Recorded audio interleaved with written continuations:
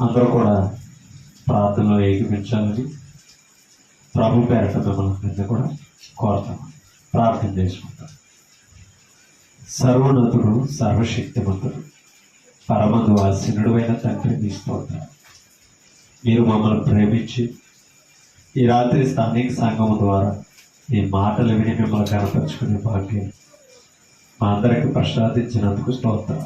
కూడి వచ్చిన సంఘ బిడ్డలైనా మమ్మల్ని అందరినీ జ్ఞాపకం చేసుకో. మీ మాటలు వినగలిగిన చెవులు, గ్రహించే హృదయాలు మా అందరికీ ప్రసాదించండి.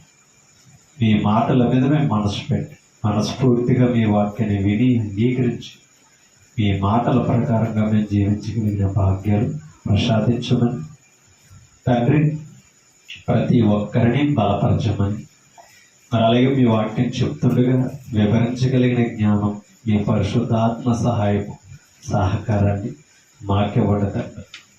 అలాగే ఎవరైతే మీ మాటలు వినడానికి వెనకబడుతున్నారు, మీ మాటల దగ్గరికి రాలేకపోతున్నారు, ప్రోత్సహించి ఆసక్తి కలిగి మీ సన్నిధికి రాగలిగిన మరి తండ్రి శ్రద్ధాభక్తిని ప్రసాదించి ఆయా దూర ప్రాంతాల్లోకి లైవ్ ద్వారా మీ వాక్యాన్ని అంటున్న ప్రతి కుటుంబాన్ని దీవించమని, స్థానిక సంఘం ద్వారా వారికి కావలసిన ఆత్మీయ జ్ఞానం ఇచ్చి బలపరచమని, మా అందరి ద్వారా మహిమ, ఘనత, ప్రభావం మీరు పొందమని యేసుక్రీస్తు పరిశుద్ధ నామమును బట్టి ప్రార్థన అడుగుచున్నామా తండ్రి, ఆమేన్. విలువైన దేవుని సంగతులను మనం పరిశుద్ధ గ్రంథం నుండి నేర్చుకుంటాం. కొన్ని మాటలు దైవ గ్రంథం నుంచి మనం వివరించుకుంటాం. మనం నేర్చుకున్నాం యోసేపుని గురించి. యోసేపు ప్రాణరక్షకుడు అని నేర్చుకున్నాం. యేసు ప్రభువు ప్రాణాత్మల రక్షకుడు అని మనం నేర్చుకున్నాం. అంటే ప్రభువు ప్రాణాన్ని రక్షించగలడు, ఆత్మని రక్షించగలడు. కానీ యోసేపు కరువు కాలంలో ప్రాణాన్ని కాపాడగలిగాడు. దైవ సంకల్పంలో దేవుడిచ్చిన కలభావమును బట్టి ఆ ధాన్యాన్ని సమకూర్చి కరువు చేత నశించిపోతున్న వారందరినీ కాపాడగలిగాడు. ఎవరో యోసేపు గారు. కానీ ఇప్పుడు నశించిపోతున్న మనమందరం కూడా కేవలం దేని కొరకు నశించిపోతున్నామో మనం అర్థం చేసుకో. ఒక మాట దైవ గ్రంథం నుంచి మనం చదువుతాం. ఆమోసు గ్రంథంలోనికి మనం వెళ్తాం. ఆమోసు గ్రంథము 8వ అధ్యాయం. ఆమోసు గ్రంథము 8వ అధ్యాయం 11వ వచనాన్ని మనం చదివినట్లయితే ఇక్కడ ఒక మాట మనకి కనపడదు. రాబో దినముల యందు దేశములో నేను క్షామము పుట్టింతునని ఆమోజు ప్రవక్త ద్వారా ఇశ్రాయేలుకి తెలియపరుస్తున్నాడు. క్షామము పుట్టింతును, అది అన్నపానములు లేకపోవడం చేత కలుగు క్షామము కాక, అంటే ఆకలు నీరు లేని కొలువు కాదట. మీకు అర్థమవుతుందా? ఆయన కలగజేసే క్షామము అంటే కరువు. యెహోవా మాటను వినకపోవటం వలన కలుగు క్షామముగా ఉండును. ఇదే యెహోవా వాక్కు. ఎవరి మాట వింటారట? యెహోవా మాట వినకపోవటం వలన కలుగు క్షామం అంటది. అంటే దాని అర్థం ఏంటంటే యెహోవాను విసర్జించి తిరిగారు ఇశ్రాయేలు. కాబట్టి దేవుని మాట దొరకని క్షామం పుట్టిస్తున్నాడంటే కరువుని.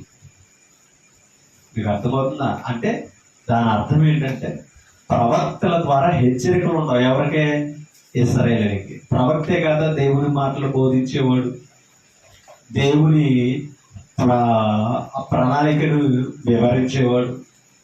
అంటే దేవుని మాటలు అందవు, దేవుని జ్ఞానం ఉండదు, సరిదిద్దుకునే భాగ్యం ఉండదు. కారణం ఏంటంటే ఇదే ఆమోసు గ్రంథంలో 5వ అధ్యాయం 25వ వచనంలో ఒక మాట ఉంది. చూడండి. ఇశ్రాయేలులారా అరణ్యమందు 40 సంవత్సరములు మీరు అంటే ఎవరు? ఇశ్రాయేలీయులు. మీరు బలులను నైవేద్యములను నాకు అర్పించిన ప్రశ్న. 40 దినాలు మిమ్మల్ని అరణ్యులు నడిపించాను కదా, పోషించాను కదా, కానీ మీరేం చేశారు? మీరేం చేశారు? బలులను నైవేద్యములను నాకు అర్పించారా అని దేవుడు ప్రశ్న ఎత్తారు. మరి అరణ్యంలో ఆయనకపోతే ఎవరికి అర్పించారు? కింద చదువుతాం. మీరు మీ దేవత అయిన 26 వచనం, మీరు మీ దేవత అయిన మొలేకు గుడారమును మీరు పెట్టుకున్న విగ్రహము బలిపీఠమును మీరు మోసుకుని వచ్చింది కదా. అంటే నా పేరే పలికారు. మనసులో ఉన్నది ఎవరు? దేవత, విగ్రహం. మీరు మోసుకొచ్చింది ఎవరినే? విగ్రహాలనే, దూడలను మీరు మోసుకొచ్చారు. మొలకు దేవతను మీరు మనసులో పెట్టుకున్నారు. మీ నైవేద్యాలు, మీ బలులు దేనికి అర్పించారు? విగ్రహాలకే, దేవతలకే అర్పించారు. కానీ పేరు ఎవరు చెప్పారు? నాకు చెప్పారు. అసలు మిమ్మల్ని నడిపించిన వాడేవాడిని, పోషించిన వాడెవరో, ఇన్ని చేసింది ఎవరో, ఆయన్ని పక్కన పెట్టి మనసులో విగ్రహాల మీద పెట్టుకున్నారనమాట. అందుకని ఏమంటున్నాడంటే, నేను మామూలు క్షామము పుట్టించను మీకు, యెహోవా మాటలను వినకపోవటం వలన కలుగు క్షామముగా ఉండును, ఇదే యెహోవా వాక్కు అన్నాడు. మీకు అర్థమవుతుందా? ఇదే యెహోవా వాక్కు అన్నాడు. అంటే ఆయన మాటలు దొరకని క్షామం అన్నమాట. ఒక మాట మనం చదువుతాం.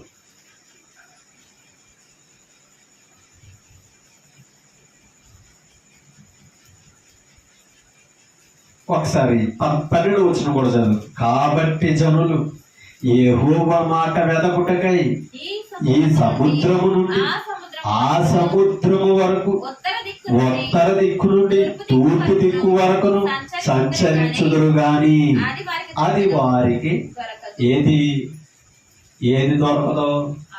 యెహోవా మాట దొరకదు. సముద్రము నుండి సముద్రము వరకు, అమ్మా ఈ తూర్పు దిక్కు నుండి ఉత్తర దిక్కు నుండి వస్తారు, కానీ ఈ అన్ని దిక్కులకి వెళ్ళినా ఎవరి మాట దొరకదట. కారణం ఏంటంటే ఆయన విసర్జించారు, విడిచిపెట్టారు కనుక. సామెతల్లోకి మనం వెళ్తాం. సామెతల గ్రంథం 1వ అధ్యాయం 22 వచనాన్ని చదువుతాం. సామెతల గ్రంథము 1వ అధ్యాయము 22 వచనం.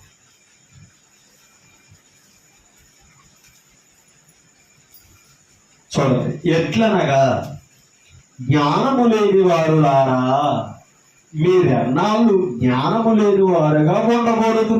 జ్ఞానం లేని వారితో జ్ఞానైన సొలొమోను ద్వారా జ్ఞానాన్ని బోధిస్తున్నాడు. జ్ఞానము లేని వారులారా, మీరు ఎన్నాళ్ళు జ్ఞానము లేకుండా ఉండకూడదు. అపహాసకులారా, మీరెన్నాళ్ళు అపహాసము చేదురు. ఎవరి మాటలనే? దేవుని మాటల్ని. ఆనందితురు. భక్తిహీనులారా, మీరెన్నాళ్ళు జ్ఞానమును అసహించుకుందరు. జ్ఞానాన్ని ఏం చేశారట? బుద్ధిహీనులు జ్ఞానం ఏం చేశారట?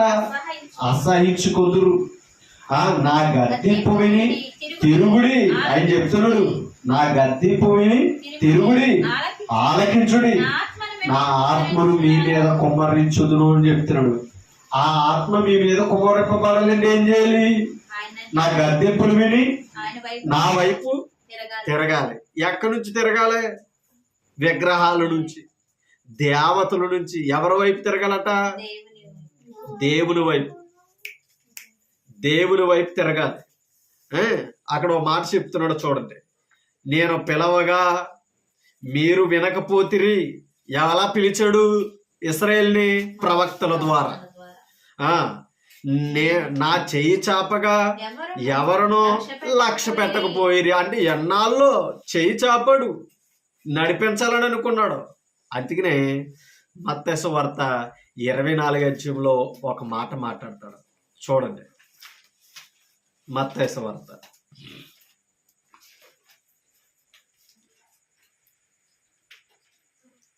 23వ అధ్యాయం. మత్తయి సువార్త 23వ అధ్యాయం 37వ వచనం. యెరూషలేమా, యెరూషలేమా, ప్రవక్తలను చంపుచును, నీ యొద్దకు పంపబడిన వారిని రాళ్లతో కొట్టుచూను ఉండుదానా. కోడి తన పిల్లలను రెక్కల క్రిందకెలాగు చేర్చుకొనును, అలాగే నేనును నీ పిల్లలను ఎన్నో మారులు చేర్చుకొనవలనని ఉంటిని గాని మీరు వల్లకపోతిరి. ఎవరో మీరు? ఇశ్రాయేలుతో చెప్తున్నాడు, మీరు వల్లకపోతిరి అంటే అర్థం ఏంటి? తిరగలేదు. మీరు నా వైపు తిరగలేదు. నా వైపు మీరు తిరుగుంటే ఏమా, కోడి తన రెక్కల క్రింద పిల్లలను ఎలా భద్రపరుచుకుంటుందో నా రెక్కల క్రింద కూడా మీరు ఎలా ఉందరు? భద్రంగానే ఉందరు. భద్రంగా లేదు కాబట్టి బయటికి వెళ్ళి తల్లిని విడిచిపెడుతుంటుంది కాబట్టి గ్రంథం కాకు ఎత్తుకుపోయింది. అవునా? దేవుని విడిచిపెట్టి అన్యజనుడితో తిరిగితే దుష్టుడు ఎత్తుకుపోతాడు. అవునా? పేతురు గారు అదే చెప్పాడు కదా, నిబ్బరమైన బుద్ధి గలవారై మెలకువగా ఉండుడి, మీ విరోధి అయిన సాతాను ఎవరిని మృంగుదునా అని గర్జించు సింహం వల్ల తిరుగుతున్నాడట. ఎవరు దొరుకుతానండి? వలలు వేసుకుంటూ తిరుగుతున్నాడు, అవకాశాలు ఇచ్చుకుంటూ తిరుగుతున్నాడు, దొరుకును అని కప్పెడతాడు, మృంగుతున్నాడు. అర్థమైందా? అందుకే ఇక్కడ ఏమంటున్నాడంటే సామెతల గ్రంథంలో, నేను చేయి చాపగా ఎవరు లక్ష్య పెట్టకపోతుంది. 25:1-25 సామెతలు, నేను చెప్పిన బోధ ఏమీ మీరు వినక త్రోసివేసిరి. ఎవరి మాట? ఎవరి చేత చెప్పించాడు?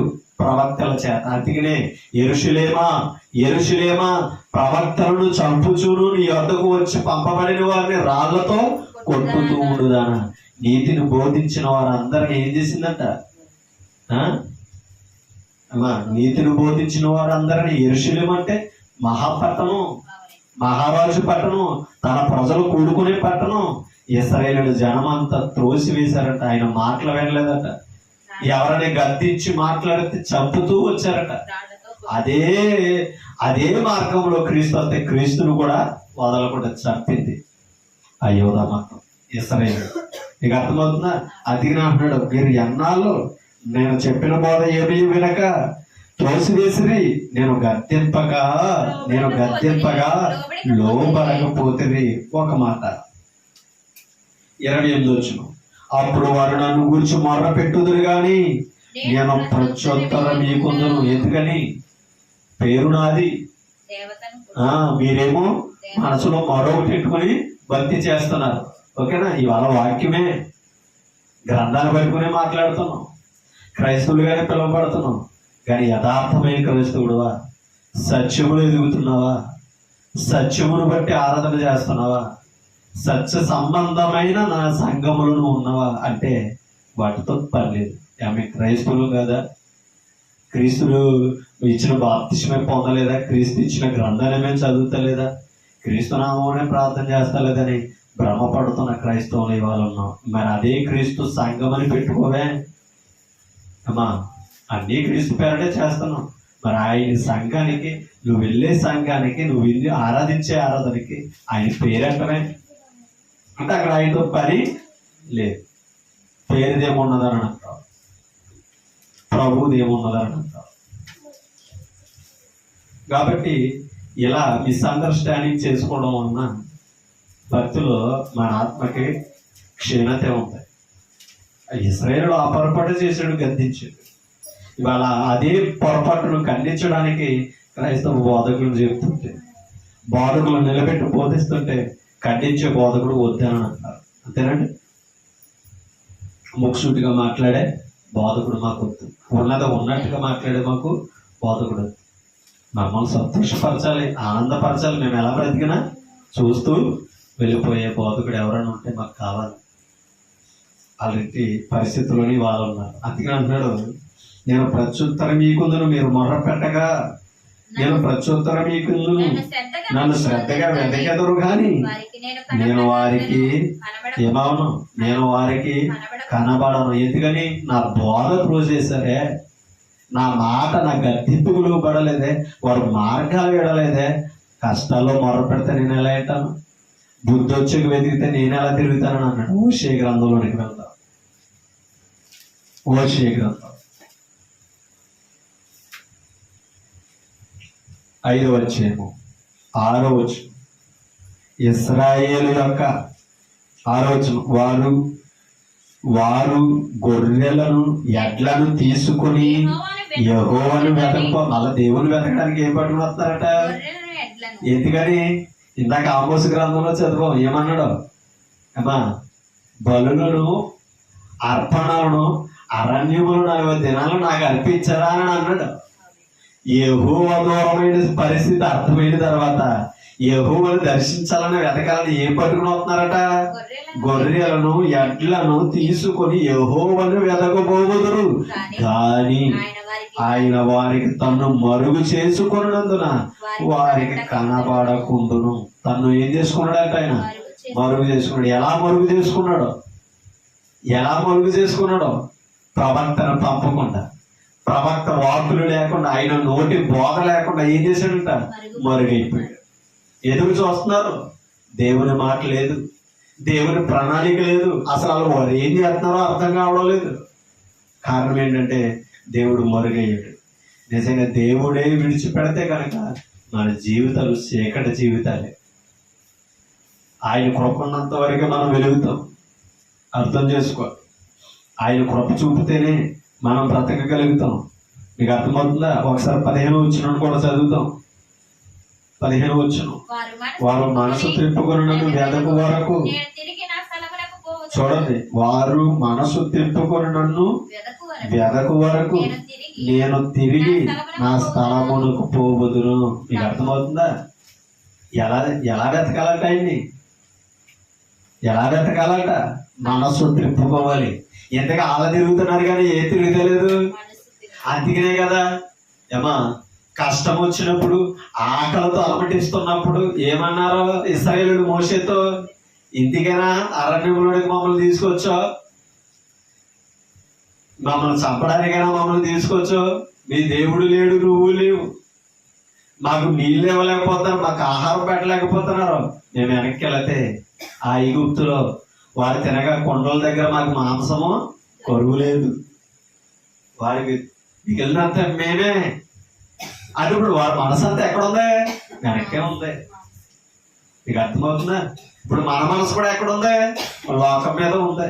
లోకాన్ని విడిచి వచ్చు ప్రభు దగ్గరికి, కానీ ఇంకా ఏం చేస్తున్నాం? లోకాశలతోనే బ్రతుకుతున్నాం. అందుకనే ముందున్న వాటి కరికై వెనకున్నవి మరిచి అని చెప్తున్నాడు పరిశుద్ధులతో ఫిలిప్పీ పత్రికలో పౌలు. అవునా? వెనకున్న వాటిని మరిచి ముందున్న వాటి వరకై గురి యొద్దగా ఏం చేస్తున్నాను అంటాడు? పరిగెత్తుచున్నాను. ఆ ముందు ఎవరు ఉన్నారంటే ప్రభువు ఉన్నాడు. కానీ ముందు ప్రభువు ఉన్నాడు. మీకు అర్థమవుతుందా? ప్రభువుని విడిచిపెట్టి మనం ఎటు తిరుగుతున్నాం? వెనక్కి లోకం వైపు తిరుగుతున్నాం. ఇశ్రాయేలులు కూడా యెహోవా ముందుంటే యెహోవాని విడిచిపెట్టి, యెహోవా మాటను విడిచిపెట్టి ఎటు తిరిగారండి? వెనక్కే తిరిగారు. అవునా? ఇశ్రాయేలు అందరూ ఏం చేశారు? వెనక్కే తిరిగారు. ఈనాడు క్రైస్తవులు ఏం చేస్తున్నారంటే బాప్తిసం పొందుతున్నారు, పాప క్షమాపణ పొందుతున్నారు, కానీ సంఘానికి తర్వాత వచ్చేటప్పుడు పాపను వదులుకొని రాలేకపోతున్నారు. ఆ అంధకార క్రియలను విడిచిపెట్టి పూర్తిగా లైవ్ చేసుకుని రాలేకపోతున్నారు. సగమేమో ప్రభువులో, సగమేమో లోకంలో. వారం అంతానేమో లోక సంబంధులుగా బ్రతుకుతాం, ఆదివారం వచ్చినప్పటికి నామకర్థంగా వస్తాం. కాబట్టి పూర్ణ మనసు ఆయన వైపు తిరగాలి.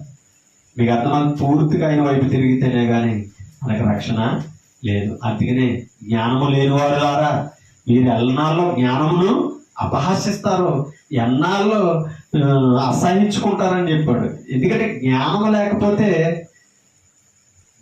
లేకపోతే దేవుడి దగ్గర ఎలా బ్రతకల్లో నరుడికి తెలియదు.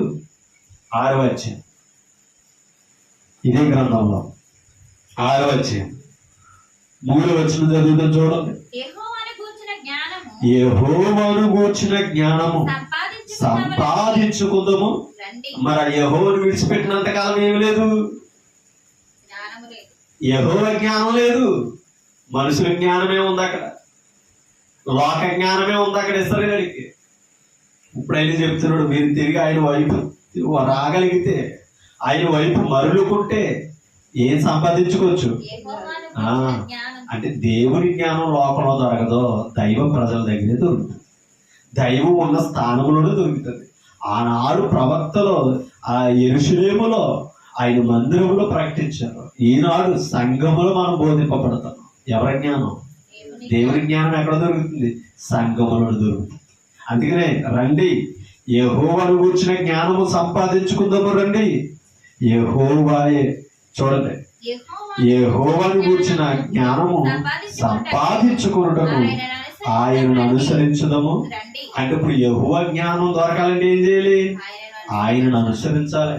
అతినే జ్ఞానమైన సొలొమోను అంటాడు ఏమని? సామెతల గ్రంథం 3వ అధ్యాయము, సామెతల గ్రంథం 3వ అధ్యాయం 13వ వచనం చదువుతాం. 3వ అధ్యాయం 13వ వచనం సామెతల గ్రంథం. జ్ఞానము సంపాదించిన వాడు ధన్యుడు. ఎవరు ధన్యుడట? జ్ఞానము సంపాదించిన జ్ఞానము సంపాదించిన వాడు ధన్యుడు. వాడు ధన్యుడు. వివేచన కలిగిన నరుడు ధన్యుడు. అది ఏది మేలో వివేచించాలి. వివేకం ఉంటేనే ఏది సంపాదించుకోవాలో తెలుసుకుంటాం. మీకు అర్థమవుతుందా? వివేచించకపోతే మనకు అర్థం లేదు. అందుకనే పిల్లలు ఎదుగొస్తున్నప్పుడు అన్నప్రసారణ చేయిస్తాం. అవునా? అన్నప్రసారణ చేయించిన తర్వాత భవిష్యత్తులో వీడు ఏమవుతాడో టెస్ట్ పెడతాం. పాపకైనా బాబుకైనా. ఏంటా టెస్ట్? బోర్లంగా పడుకోబెట్టి ఏమా బంగారం పెడతాం, వెండి పెడతాం, ఓకేనా? తర్వాత కరెన్సీ నోటు పెడతాం. తర్వాత ఏం చేస్తాం? పెన్ పెడతాం, పుస్తకం పెడతాం. మీకు అర్థమవుతుందా? తర్వాత బైబిల్ పెడతాం. అంటే ఇది పట్టుకున్న దాన్ని బట్టి ఈ దాంట్లో ఎదుగుతుందని మనం అనుకుంటాం. అవునా? ఇప్పుడు ఏది పట్టుకోలే ఎవరికి తెలుసు? ఆ బాబుకి తెలియదు. కానీ నువ్వేమనుకుంటున్నావు? ఆ లోపల ఉన్నవాడు డబ్బు పట్టుకోరా బాబు, భవిష్యత్తులో ధనవంతుడు అవుతామని అనుకుంటా.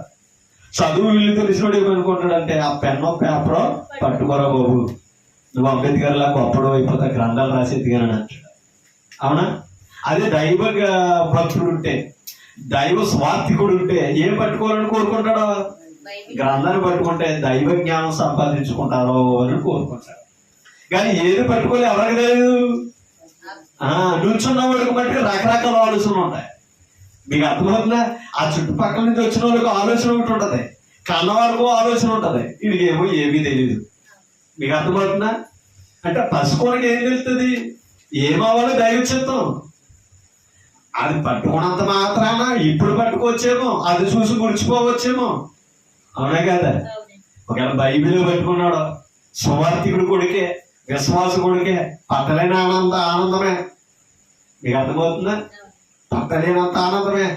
మరే ఎదుగుతున్నప్పుడు నడుసొస్తున్నప్పుడు సండే స్కూల్కి పంపమే. మరి చిన్నప్పుడు ఏమనుకున్నా? బైబిల్ పెట్టుకున్నాడు భక్తుడు అయిపోతాడు, జ్ఞానవంతుడు అయిపోతాడు అనుకున్నా. సండే స్కూల్లో ఆడు ఉన్నాడో లేదో చూడ, వయసు వచ్చినప్పటికీ యవన ప్రజలు నీతో ఆరాధన పోతున్నాడో లేదో చూడటం. కానీ ఎప్పుడో చిన్నప్పుడు పెట్టుకున్నాడు కదా అయిపోతాడు అనుకుంటావు. నువ్వు నడిపించాలిగా, నువ్వు అడిగేయించాలి కదా. మీకు అర్థమవుతుందా? కాబట్టి ఆ జ్ఞానం సంపాదించిన వాడు ఎవరని తెలుసా? ధన్యుడు. ఏ జ్ఞానం? లోక జ్ఞానం కాదు, దైవ జ్ఞానం సంపాదించిన నరుడు ధన్యుడట. అందుకని ఏమన్నాడు? యెహోవాను గూర్చిన జ్ఞానం సంపాదించుకుందాం రన్న అన్నాడు. ఎక్కడికి రావాలి? మరి ఏది? ఆయన సన్నిధిలో ఆయన వాక్యం చెప్పే సమయం దొరుకుతున్నప్పుడు ఏది విశ్వాసి? మరి ఇంకెక్కడ దొరుకుతుంది దైవ జ్ఞానం? లోకంలోనే ఉన్నాం. లోకంలో ఉంటే దైవ పని జరుగుతుంటే, నువ్వు లోకంలోనే తిరుగుతుంటే, లోకంలోనే బ్రతుకుతుంటే ఎక్కడైపోతాం? ధన్యులు గొప్పవాళ్ళం దేవుని దగ్గర నేర్చుకోవాలి, అర్థం చేసుకో. కాబట్టి దైవ జ్ఞానం సామాన్యమైనది కాదు. దేవుని జ్ఞానం సంపాదించుకోవాలంటే అర్హత దేవుడు మనకి ఇవ్వాలి. అర్హత ఇచ్చినప్పుడు దాన్ని సద్వినియోగం చేసుకోవాలి, జ్ఞానులుగా నడుచుకోవాలి. జ్ఞానాన్ని సంపాదించిన వాడు జ్ఞానే అవుతాడండి. దేవుని జ్ఞానాన్ని సంపాదించిన వాడు దైవ జ్ఞానమే నేర్చుకుంటాడు. దైవ జ్ఞానం నేర్చుకున్నవాడు జ్ఞానిలాగానే బ్రతుకుతాడు. అది మీకు అర్థమవుతుంది. అందుకని ఏమంటాడు? జ్ఞానము సంపాదించిన వాడు ధన్యుడు. వివేచన కలిగిన నరుడు ధన్యుడు. ధన్యుడు. ఇక్కడ అన్నాడు 14 వెండి సంపాదించుట కంటే జ్ఞానము సంపాదించుట మేలు ఎవరికే? నరుడికి. నరుడికి. ఎందుకని? వెండి రక్షించదు, పాడు చేస్తుంది. జ్ఞానమే అపరంజి సంపాదించుట కంటే జ్ఞాన లాభము నొందుట. మేలు. అంటే జ్ఞానం ఏంటంట? లాభం. వెండి లాభమే, వెండి కూడా లాభమే. ఈ లోకం మట్టుకే, అపరంజి. శరీరానికే లాభం. అవునా? అవును. ఇప్పుడు వెండి సంపాదించుకున్నావు అమ్మ, కావలసినంత. నీకు పవిత్రత అవుతుందా? లేదు. బంగారం సంపాదించుకున్నావు, అపరంజి అంటే బంగారం.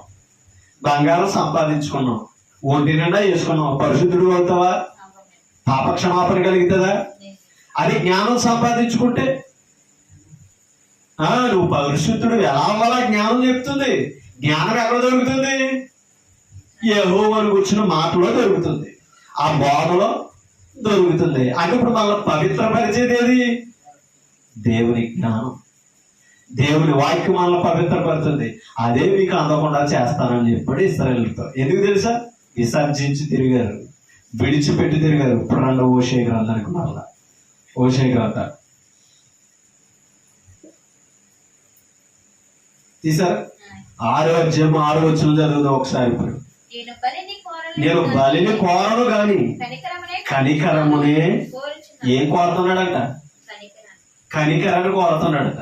ఏం కోరతలేదట? బలిని కోరలేదు. కానీ మీరు ఎలా సిద్ధపడ్డారు యెహోవాను దర్శించడానికి? గొర్రెలను గొర్రెలను ఎట్లను పెట్టుకుని తయారయ్యారు. కానీ ఆయన మాట బట్టికి ఇంతలే. మనం కూడా అంతే కదా, మనకు నచ్చినది దేవుడికి ఇచ్చేయాలనుకుంటాం తప్ప. కానీ అసలు దేవుడు మనలో నుంచి ఏం తీసుకోవాలనుకున్నాడు, ఏం కోరుకుంటున్నాడో ఆలోచించు. కనీసం వాక్యం ఏమో ఎన్నేస్తే ఏంటి? అది చెప్తున్నాడు, బలిని నేను కోరను, కనికరమునే కోరుచున్నాను.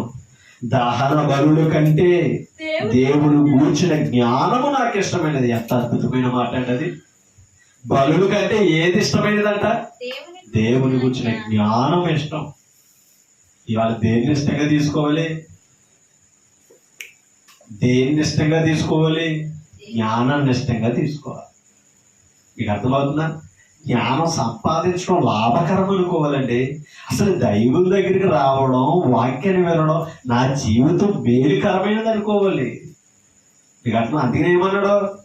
అపరంజి సంపాదించుట కంటే జ్ఞాన లాభము నొందుట మేలు అని అన్నాడు. కాబట్టి దేవుని సన్నిధికి వచ్చిన వాడికి దైవ జ్ఞానం దొరుకుతుంది. ఇక్కడ అందుకని అంటున్నాడు ఏమని? దహన బలుల కంటే దేవుని కూర్చున్న జ్ఞానము నాకు ఇష్టమైనది. చూడండి, ఆదాము నిబంధన మీరున్నట్లు వారు నా ఎడల విశ్వాసఘాతకులై నా నిబంధనను మీరు ఉన్నారు. ఎవరో? ఇశ్రాయేలు. ఇంకో దేవుని వైపు తిరగొద్దంటే తిరిగారు లేదా? అసలు ఆరాధించకూడదంటే ఏం చేస్తున్నారు? బలిపీఠలే గట్టి బలిలే అర్పించేస్తున్నారు. ఆదాము ఎలాగైతే ఆజ్ఞ మీరు, నిబంధన మీరాడు. మీకు అర్థమవుతుందా? ఇశ్రాయేలీయులు కూడా నిబంధన మీరారు. ఎలా మీరారు?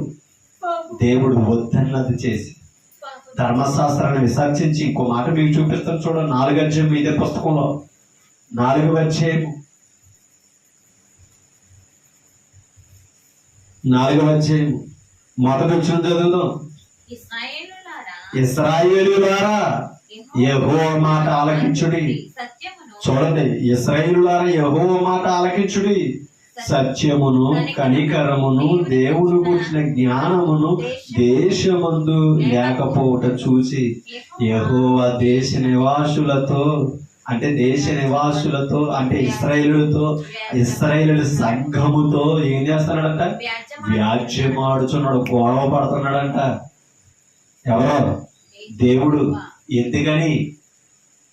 ఎందుకని దేశములో ఏమి లేదంట? సత్యమును కనికరమును దేవుని గూర్చిన జ్ఞానము లేదంట. ఎందుకని? యెహోవా మాట ఆలకించకపోవడం వలన. మీకు అర్థమవుతుంది? దేవుని బోధ వినకపోవడం వలన దేశము లేదు, సత్యము లేదు. అంటే దేవుని మాట, స్వచ్ఛమైన మాట లేదు కాబట్టి ఎవరిని మనిషిని కనికరించే భాగ్యం లేదు. అందుకనే నేనేం కోరుతాను అన్నాడు? బలుని నేను కోరను, కనికరమునే కోరుచాను. కానీ ఇశ్రాయేలు కనికరిస్తారు. మీకు అర్థమవుతుందా? ఇశ్రాయేలు కనికరిస్తలేదు. కనికరం ఉండాలండి అమ్మా, కనికరించాలి. మనం కూడా ఏం చేయాలి? కనికరమునే ప్రేమించాలంట. ఎందుకు తెలుసా? ఆయన మనల్ని కనికరిస్తేనే క్షమించబడ్డాం. ఇక మనం ద్వేషించకూడదు, నరహత్య చేయకూడదు, పొరుగు వారిని ద్వేషించకూడదు. మీకు అర్థమది కనికరించాలి. కనికరమును సంపాదించుకోవాలి. అసలు కనికరం అనేది దేవుని మాటలో దొరుకుతుందండి.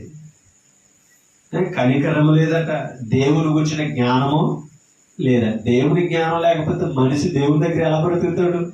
నీతి న్యాయాలను ఎలా అనుసరిస్తాడు? దేశం పాడైపోయిందట. అందుకని దేశ నివాసులతో ఏం చేస్తాడట? వ్యాజ్యం ఆడుచున్నాడు. అబద్ధ సాక్ష్యము పలుకుటయు, అబద్ధమాడుటయు, హత్య చేయుటయు, దొంగిలించుటయు, వ్యభిచరించుటయు వాడికాయను. ఎవరికే? ఇశ్రాయేలీయులకి. మీకు అర్థమవుతుందా? వాడికాయను. జనులు కర్ణము వేసెదరు, మానక నరహత్య చేసెదరు. అలా ఉన్నారు. ఎందుకు అయిపోయారు అలాగా? ఏమా, ఇప్పుడు దొంగలా ఎందుకు మారిపోయారు అనుకున్నారు? లోకాన్ని అనుసరించి. వాడు ఆది నుండి ఎవరో నరహంతకుడని యోహాను సువార్తలో ఉంది. మీ తండ్రి అపవాది. ఆది నుండి ఎవరో నరహంతకుడు. చెప్పడమే నేర్చుకున్నాడు కాబట్టి ఆడు బుద్ధులే వస్తాయి, లోకాన్ని అనుసరిస్తాయి. అవునా ఏమా? వాడిని అనుసరించాడు కాబట్టి ఆదాము ఏం చేశాడు? నిబంధనను మీరాడే లేదా? చచ్చాడే లేదా? చంపడమే వాడి బుద్ధి. అవ్వ చచ్చింది, ఆదాము చచ్చారు. అప్పటి నుంచి ఇప్పటి వరకు ప్రతి మనుషుని ఏం చేస్తున్నాడు? ఆత్మీయంగా పాపంతో చంపుతూనే ఉన్నాడు. చూడక 6వ వచనం చదువుదాం. 6వ వచనం. నా జనులు జ్ఞానము లేని వారే. అంటే ఇప్పుడు జ్ఞానం లేని వాడు ఏమైపోతున్నాడు? అందుకని జ్ఞాన లాభంలో ఉందరా బాబు, అన్నిటికంటే జ్ఞానం సంపాదించుకురా బాబు అని దేవుడు ప్రవక్తల నోట పలుకుతుంటే అసలు అపహాసం చేసుకున్నారంట, అసహించుకున్నారంట. దేవుడి మాట అంటే నరుడికి లోకుగా ఉంది. అవునా కదా? ఏమన్నా డీజే పెట్టండి, చెవులు మూసుకొని గొంతులేస్తాడు తప్ప కానీ. అవునా? అదే మైక్ ఎట్టి వాకింగ్ చెప్పండి, ఎవడైతే సౌండ్ ఎట్టినోడు అని వచ్చేస్తాడు అంతే ఇంట్లో నుంచి. అవునా కదా? అంటే దేవుడి మాట అంటే అంత లోకువా. నీకు అర్థమవుతుందా? అలాగే వీరిలో స్వార్థ చెప్పొద్దని, అసలు మాకు వాక్యం వద్దని, పాట మా బొమ్మ దిగలిపోనని ఇవాళ ఎంత హేళనగా మాట్లాడుతున్నారండి. కానీ దేవుడి జ్ఞానం లేకపోతే దేశమే నాశనం అయిపోతుంది. దేశమే చెడిపోతుంటే కుటుంబం ఆగుతుందా? గ్రామం ఆగుతుందా? ఒక మనుషుడు ఆగుతాడా? అసలు మనిషి చెడిపోయాడు కాబట్టి గ్రామాలు చెడిపోతున్నాయి. నాయకుడు ఎలా న్యాయం చేయాలో తెలియదు, ఎలా పరిపాలన చేయాలో తెలియదు. ప్రజలు ఒక నాయకుడిని ఎలా గౌరవించాలో, సన్మానించాలో, విధేయులు అవ్వాలో ప్రజలకు తెలియదు. ఏమి లేకపోతే? జ్ఞానం లేకపోతే. అందుకనే గ్రంథాన్ని అనుసరించిన వాడుతూ ఎప్పుడు కూడా చెప్పడు సృష్టికర్త, ఒరే అధికారి నిలబెట్టిన నేను. అవునా?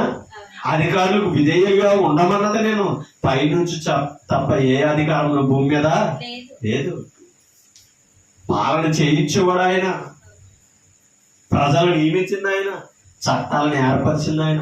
చట్టాలు తెలియకుండా బ్రతుకుతున్నప్పుడు అంబేద్కర్ లాంటి మహానుభావుని పుట్టించి చట్టాలను ఏర్పరిచినది మీకు అర్థమవుతుంది. ఆ జ్ఞానం ఇచ్చి ఆ దేశంలో ఎలా బ్రతకాలో నేర్పించిన మహానుభావుడు సృష్టికర్త దేవుడు.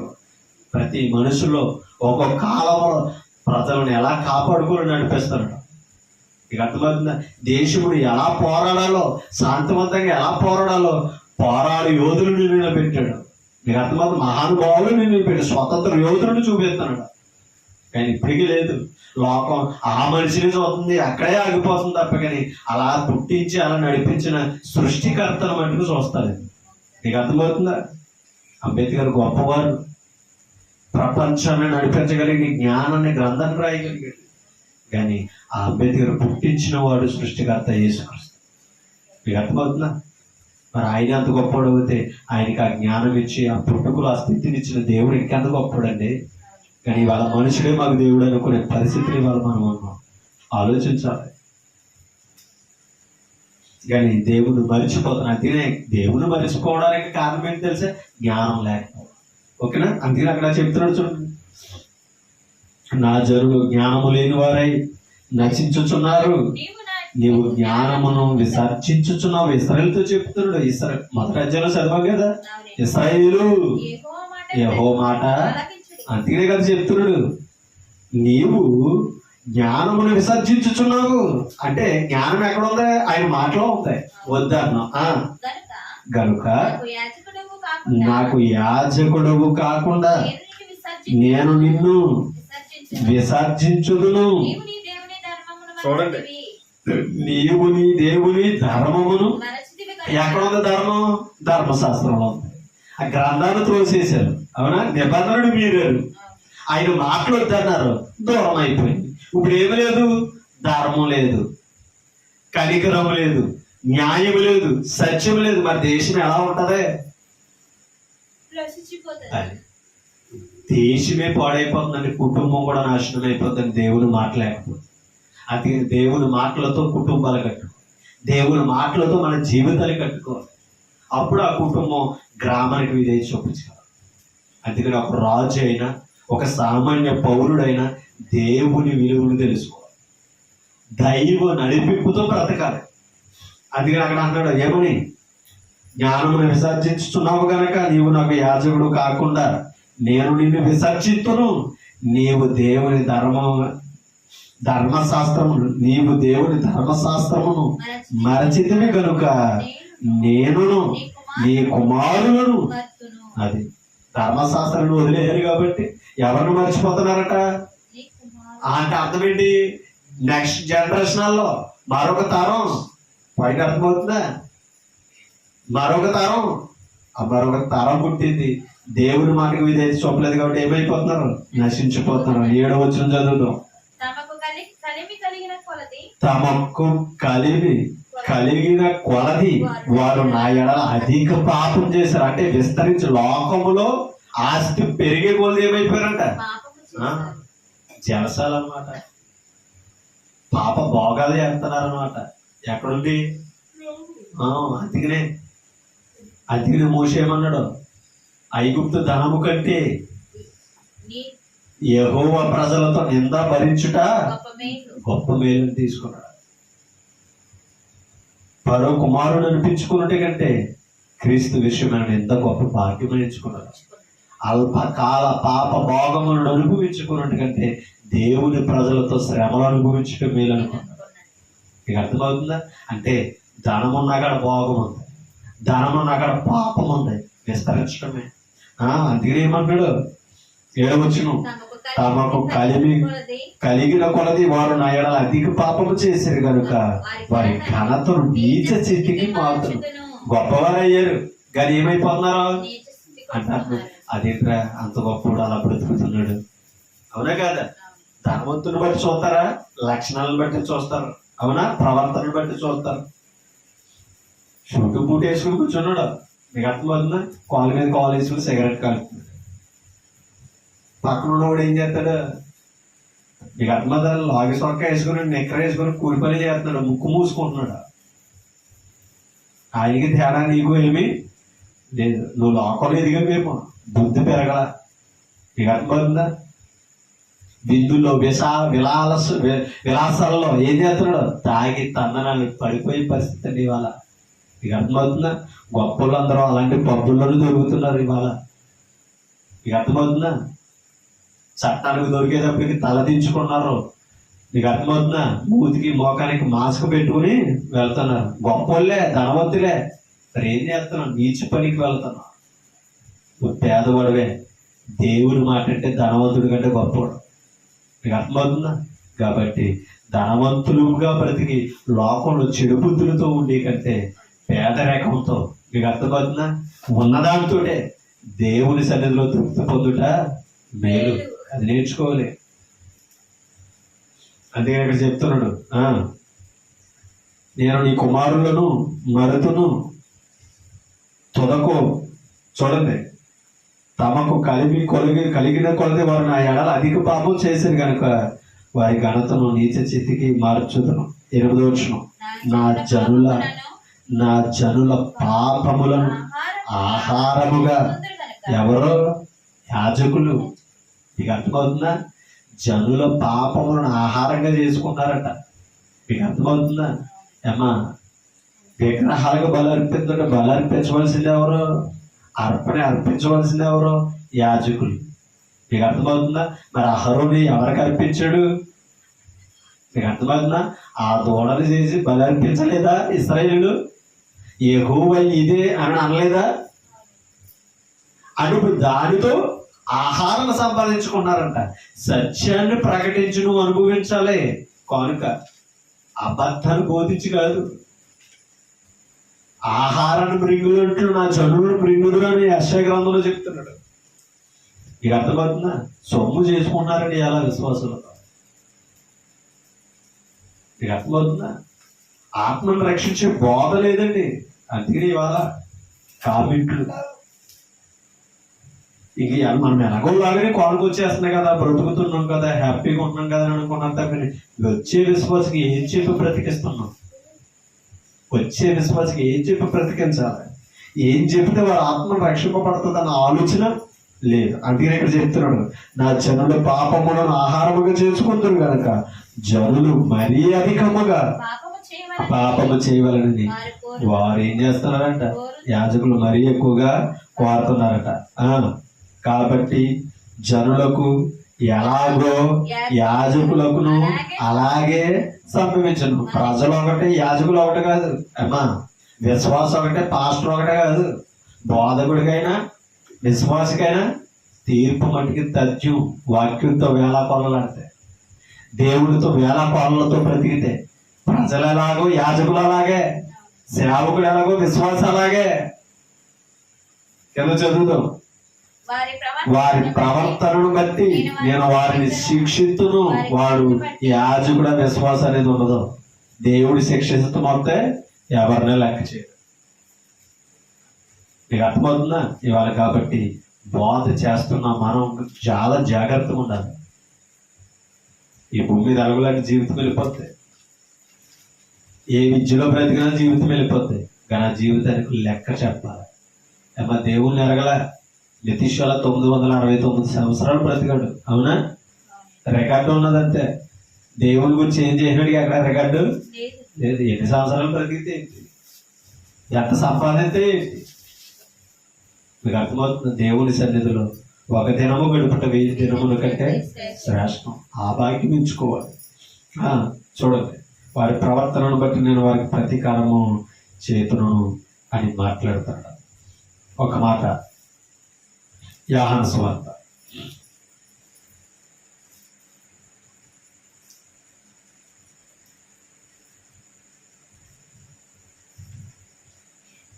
6:27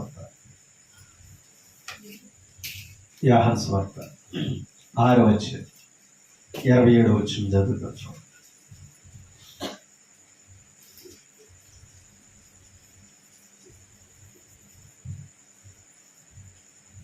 పస్కా పండుగ దినాన్ని ప్రభు వారు మాట్లాడుతున్నాడు యూదులతో. క్షయమైన ఆహారము కొరకు అది అంటే మనం ఎంత సంపాదించిన భూమి సంబంధమైనది ఏమవుతుంది? అది క్షయం అంటే నశించకూడదు. దాని కొరకు ఏం చేయకూడదు? అది దేవుని దగ్గరికి కూడా వచ్చి అదే కష్టపడాలి, అదే సంపాదించుకోవాలని అనుకోకూడదంట. దైవం దగ్గర దొరికేది ఏంటంటే అక్షయమైనది. క్షయమగు ఆహారము కొరకు కష్టపడకుడు కానీ నిత్య జీవమును కలుగజేయు అక్షయమైన ఆహారము కొరకే.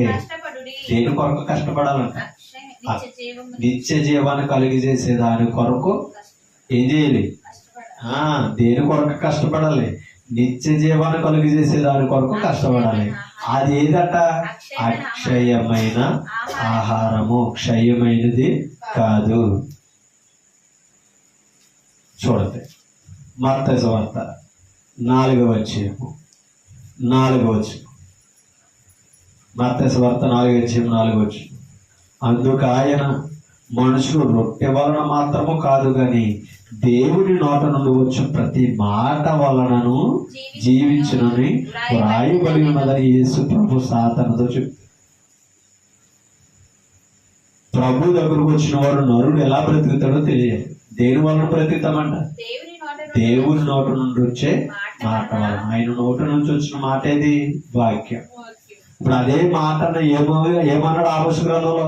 కొరువు అయిపోద్ది, క్షామం పుట్టిస్తాను, దేవుని మాట దొరకలేని పరిస్థితికి నడిపిస్తాను అని అన్నాడు. మీకు అర్థమైందా? అంటే వాళ్ళ లోకం అంతా ఎలా నశించిపోతుంది అనుకున్నారు? దేవుని మాట వినక, వాక్యము వినక, వాక్యం వినకపోవడం వల్ల నశించిపోయేది శరీరం కాదండి, ఆత్మ నశించిపోతుంది. మీకు అర్థమవుతుందా? ఆహారం తినకపోతే శరీరం క్షీణించిపోతుంది, అంతేనా? శరీరం నశించిపోతాయి. ఆత్మీయ ఆహారం, వాక్యం అనే జీవాహారం తినకపోతే కనుక నశించిపోయేది ఏదంటే తెలుసా? ఆత్మ అగ్నిగుండానికి ఆరని అగ్నిగుండానికి జారిపోతుంది. కాబట్టి ఇవాళ దేవుని మాటలు మనం వినబడుతున్నప్పుడు నిర్లక్ష్యము మనము చేయకూడదు. ఒకసారి ఇదే మత్తయి సువార్త 10:20 చదువుతాం. 10:20 మీ తండ్రి ఆత్మ మీలో ఉండి మాటలాడుచున్నాడే గాని మాటలాడువారు మీరు కాదు. మిమ్మల్ని సభలకు అప్పగించినప్పుడు, మిమ్మల్ని సమాజ మందిరంలో నిలబడినప్పుడు ఏం మాట్లాడాలని మీరు ఏం చేయకూడదు? కంగారు పడకూడదు. ఆ సమయంలో మీలో ఉండి మాట్లాడించేవాడు ఎవరట? దేవుని ఆత్మ. దేవుని ఆత్మ మాట్లాడింపజేస్తుందంట. ఇంతగా మనల్ని బ్రతికింపజేసేది ఏది తెలుసా? దేవుని ఆత్మే మనల్ని బ్రతికింపజేసేది. మీకు అర్థమవుతుందా? మనల్ని బ్రతికించడానికి ఈ లోకానికి వచ్చిన వాడు ఎవరు అనుకున్నారు? దేవుడు. యేసుక్రీస్తు ఈ లోకానికి వచ్చాడు ఎందుకు తెలుసా? నశించుచున్న దానిని వెతికి రక్షించాడు. నశించిపోతున్నది ఏది? నరుని ఆత్మ. నరుని ఆత్మ నశించిపోతుంది. అందుకనే సర్వలోకానికి వెళ్ళి సర్వ సృష్టికి సువార్తను ప్రకటించమంటున్నాడు. ఆ సువార్త ప్రకటింపబడితేనే ఏం దొరుకుతుందో తెలుసా? మా సువార్త ప్రకటింపబడుతుంటేనే ఏం దొరుకుతుందో తెలుసా? వాక్యం దొరుకుతుంది. ఆ వాక్యం మనల్ని ఏం చేస్తుంది తెలుసా? వాక్యం మనల్ని ఏం చేస్తుంది? నిత్య జీవాన్ని. యోహాను సువార్త 6 కంటాడు. 6 యోహాను సువార్త 45 చదువుతాం. 6:45 వారందరూ దేవుని చేత బోధింపబడుదురు అని ప్రవక్తల లేఖనములలో వ్రాయబడి ఉన్నది. ఎవరి చేత బోధింపబడాలి? దేవుని చేత బోధింపబడునని ప్రవక్తల లేఖనంలో వ్రాయబడి ఉన్నది. కనుక తండ్రి వలన విని నేర్చుకున్న ప్రతి వాడు నా యొద్దకు వచ్చును. తండ్రి వలన విన్న బోధ ఏది? క్రీస్తు చెప్పిన బోధ. నేను చెప్పే బోధ ఎవరిదే? నన్ను పంపిన తండ్రి అని చెప్పాడు యేసుక్రీస్తు. ఓకే, అలా ఆ బోధలు వినగలిగితే నిత్య జీవనం సంపాదించుకోవచ్చు. చూడండి 46 దేవుని యొద్ద నుండి వచ్చిన వాడు తప్ప మరి ఎవడను తండ్రిని చూచి ఉండలేదు. ఈయనే ఎవరు? క్రీస్తు తండ్రిని చూచి ఉన్నాడట. విశ్వసించువాడే. ఎవరి మాటలో? క్రీస్తు మాటలో. అంటే క్రీస్తు చెప్పిన వాక్యం విశ్వసించేవాడికి ఏముంది? నిత్య జీవం ఉంది. జీవాహారము అది. దేనికి జీవాహారం? ఆత్మకి. ఇక అర్థమవుతుందా? అసలు ఆ జీవాహారం దేనికి తెలుసా? ఆత్మకి. అందుకనే ఒకసారి 63 చెప్పాడు చూడండి. 63 ఆత్మయే జీవింపజేయుచున్నది, శరీరము కేవలం నిష్ప్రయోజనం. అందుకనే క్షయమగు ఆహారం వరకు కష్టపడకండి బాబు. శరీరానికి ఎంత పెట్టినా అది ఏమైపోతుంది? నశించిపోతుంది, నిష్ప్రయోజనం. ఆత్మయే జీవింపజేయుచున్నది. మీకు అర్థమవుతుందా? నేను మీతో చెప్పి ఉన్న మాటలు ఆత్మయు జీవమునై ఉన్నవి. ఆత్మయు జీవమునై ఉన్నాయి. అంటే ఇప్పుడు జీవం ఎక్కడుంది? ఆత్మను బ్రతికించేదేది? ఆయన మాట. ఆయన మాటలో జీవం ఉంది. ఆ జీవం మనల్ని ఏం చేస్తుందంట? ఆత్మయు జీవమునై ఉన్నాయి ఆయన మాటలో. అవి ఆత్మను ఏం చేయగలుగుతున్నాయి? జీవింపజేస్తున్నాయి. అందుకే ఆత్మ జీవింపజేస్తుంది. దాని గురించి ఆలోచించనని యేసు ప్రభు ఆయన బోధల్లో చెప్తున్నాడు. ఒకసారి కొరింథీ పత్రికలోనికి వెళ్దాం.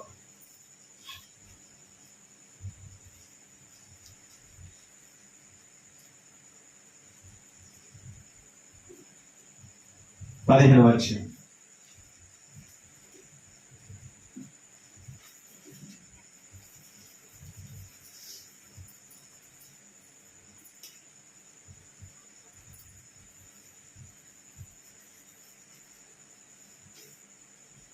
తీసారా?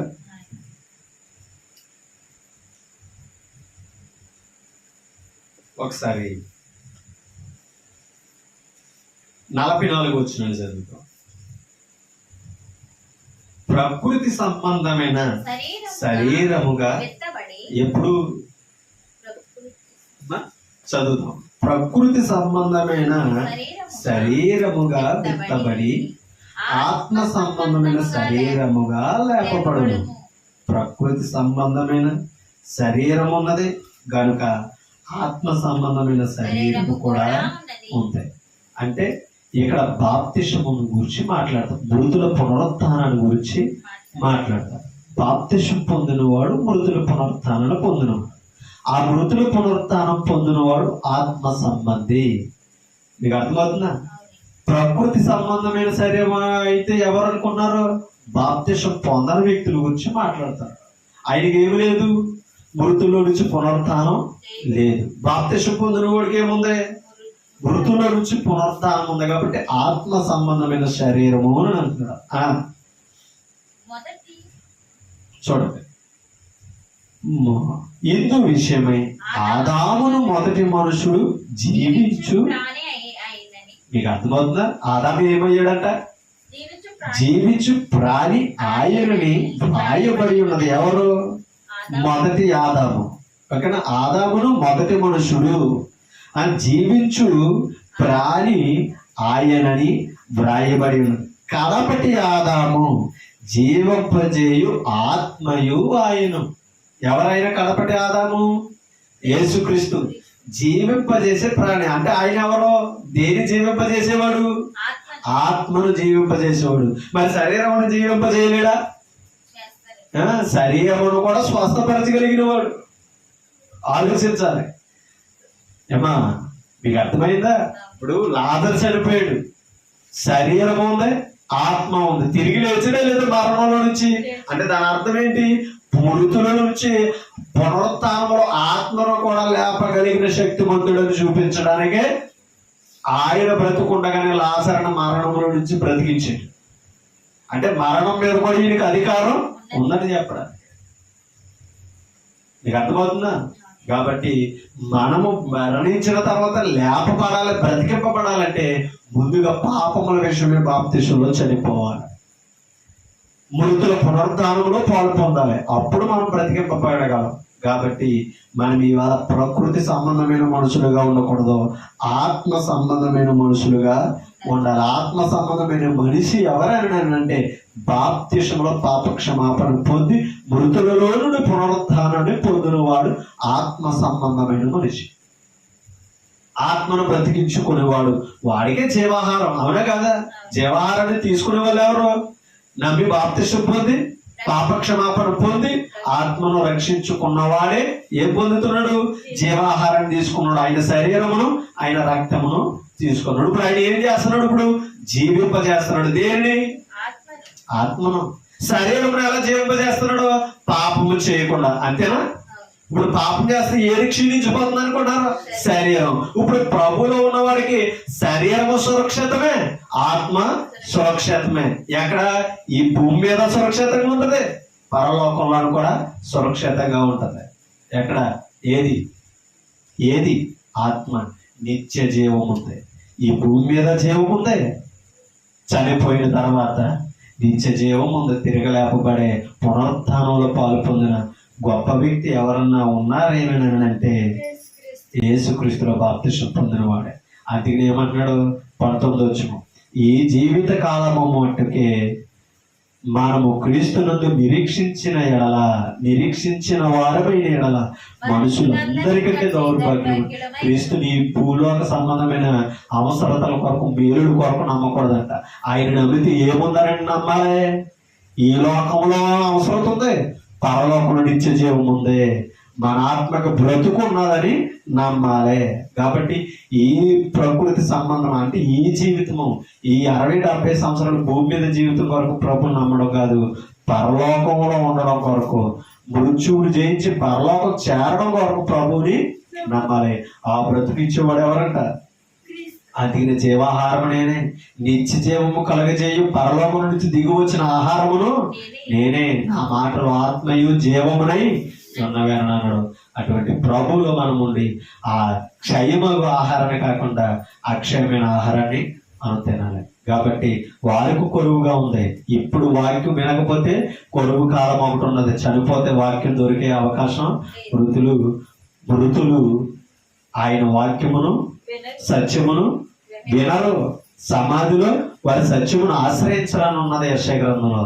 కాబట్టి బ్రతుకుండగానే ఆశ్రయిందాం, బ్రతుకుండగానే సత్యాన్ని తెలుసుకుందాం, పరలోకానికి వారసులుగా జీవించాలని నన్ను నేనే హెచ్చరించుకుంటూ మిమ్మల్ని హెచ్చరిస్తూ ఓపికను మీ అందరికీ హృదయపూర్వక వందనాలండి. Thank you.